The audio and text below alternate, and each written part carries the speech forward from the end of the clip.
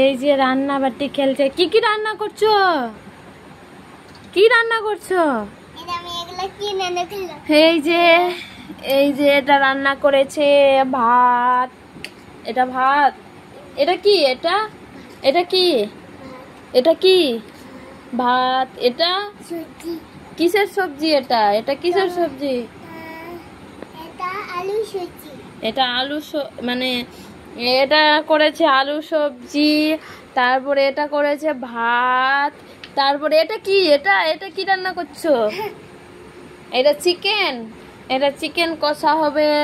এটা চিকেন কষা। এই যে রান্না, তারপরে আবার রান্না করছে। এই যে আবার বের করবে এগুলো নিয়ে ওর এটা বেটি খাবে, তারপরে খাবে।